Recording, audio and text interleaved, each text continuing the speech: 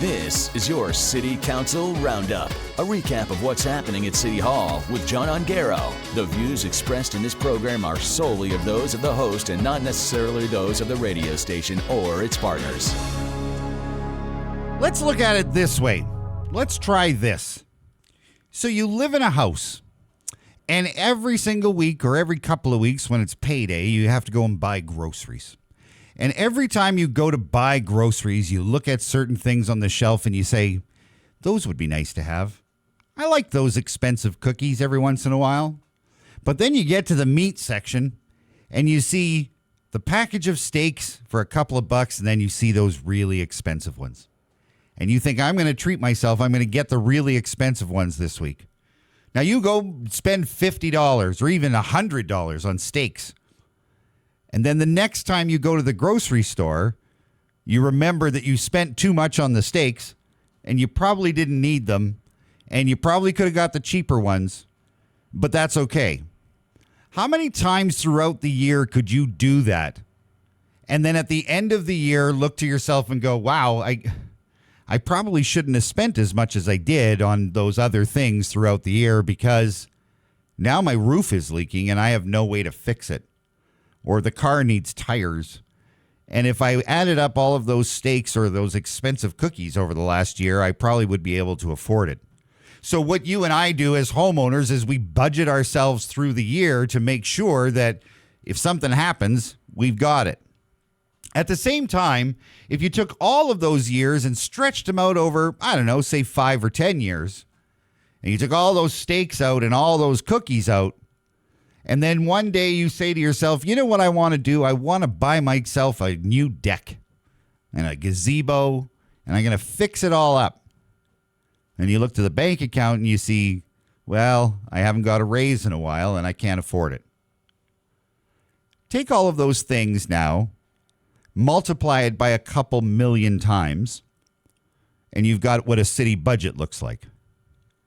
Last night, City Council, again, went through a budget process that was a bit on the bizarre side because, again, 13 councillors sitting in a room had to be reminded and reminded each other that we're in this position because we weren't really smart with our money.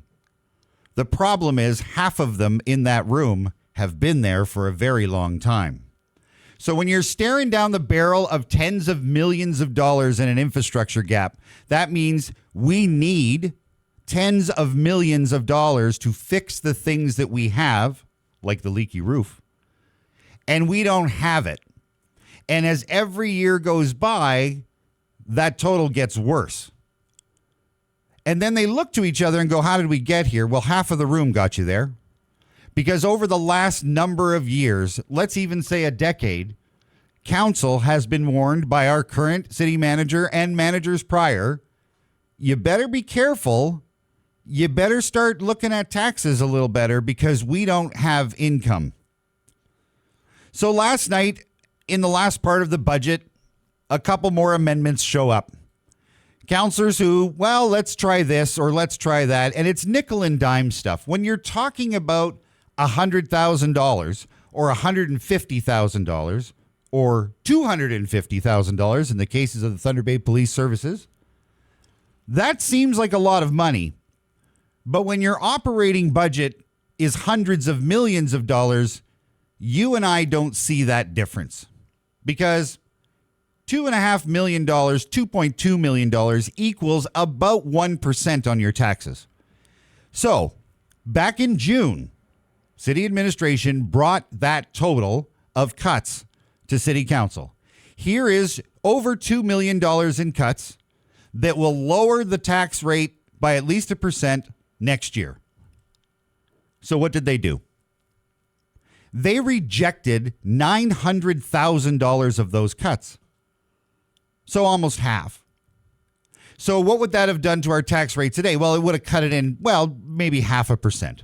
Well, 0.5% when you're talking about 5 is not a huge amount, but it's something. But they said no to $900,000 of that. So let's back up a little. So there we were last night. Council started at 5 after 5. We started the night at 5.49%, and then here came the amendments. Thunder Bay Police Services expenditures, $250,000 added to the budget. Council can't say no to it, or they can argue with the police services or tell them to go find the money themselves. But no, 10-3, that was passed. Another $250,000. Then we started the nickel and diming stuff. Why there was a motion last night to an amendment by a councillor who suggested what the Gulf fees should be. This is the stuff I'm talking about. Well, here's my plan for the Gulf fees. We should raise them by 4% and 5% and 6%. And you know how much it's going to make us? $30,000. $30,000 on hundreds of millions of dollars in expenditures. Does it make it? No, it doesn't. Then the good stuff came. This one was an interesting one. Councillor Pascalino brought forward an amendment last night to look at, again, the parking at Marina Park. So what he asked for first was a revote of the decision from the last meeting about saying yes to charging for parking at Marina Park. If that passed and there was a revote, then he was bringing forward an amendment to scrap the paid parking at Marina Park. Why are we even talking about this? What was that going to do? Is that going to save you money on your tax rate? No. Well, the motion failed, thankfully, so the parking at Marina Park is there. I'm sorry, but we do have to pay for parking. Just go to Duluth and park in Canal Park. It isn't free. But then the highlight of the night last night. When a councillor comes forward and says something like this, I get a little twitchy. Keep in mind the scenario of saving $2 million in cuts. We only said yes to $900,000 of that. Councillor Johnson brings forward a motion to bring back the Nebing bus route on Saturdays. Because to his reasoning, well, hey, our tax rate just went down because as of right now, that point of the meeting, it's at 5.48%, 0.01%. So now we can afford it, he says, $18,000 to put Saturdays back on the bill for the Nebing bus route. The Nebing bus route was up for cancellation altogether, not just Saturdays, for years. It's come back and forth a number of times. That's when Pandora's box was opened and a couple of councillors, including our mayor, had to be the adults in the room to say, listen, we asked for these reductions, and just because one went up 0.01% and you think we have money now, the point is we're supposed to be looking for cuts. To that, City Manager Norm Gale said, hey, listen, we're telling you right now that if you put this back in the budget, we're not taking it out again, so you can scrap it. And that's what's been happening for years. You've been saying no to things and then wondering why we have no money. You've been saying yes to the expensive steaks, but you can't figure out why we don't have any money now? City Manager Norm Gale has given this speech so many times I could almost recite it. He's warned this group countless times.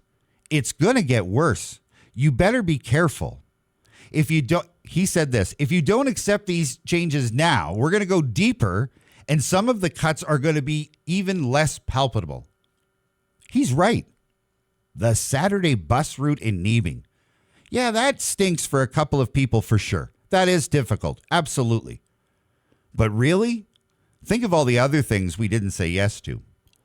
I have to say that Mark Bentz is an exceptional chair. He does an exceptional job of running the finance portion of the budget.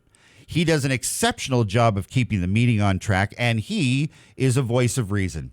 He stepped up and said, there was an original recommendation to cancel all of Nebing route. It's underperforming. The minimum passengers list for all of the routes is 10 passengers per hour. Nebing was getting 6. Even though it's a small amount, you're setting a precedent that's wrong. Good on you, Councillor Bentz. The mayor said we're making it really difficult by adding all of these things back in. We're not doing ourselves any favor. And the mayor went on to say the biggest deal is the more the taxes go up, the more difficult it will be to attract economic development and to sell our city. And he says it's starting to make it really easy for people to move to the outskirts and not pay any taxes. He's absolutely right. And then there was Councillor Hamilton, who, again, I will praise for probably being the most educated in the room when it came to this budget. He was the one that pointed out the rejected $900,000 of cuts that they put back. He also warned council of the 4.5% of increases over the next several years. And he was also the only one in the room that said none of us should be celebrating 5.5% as the target for taxes. Yay, we met the target. Yay, we should not be celebrating that because it's a lot. So here we are. The budget is done. Not much discussion. The meeting ended at 6:55 last night. There were discussions that should have been had. The Thunder Bay Chamber of Commerce should have been in front of that council to explain to them how much their members are hurting and what it's going to do to business. 5.5% for a lot of people is a lot of money that they can't afford. They're not buying the expensive steaks now. They're not buying the expensive cookies. They got higher taxes to pay. So this council now will rubber stamp this, or will they, on Monday night when it is ratified, and you're going to be paying 5.49%. It's a good size increase. And it's one that it's just the beginning, because this group of counselors is pretty quick to try to bring stuff back and look for the expensive steaks, and are not spending enough time worrying about the roof. Council gets together again on Monday night.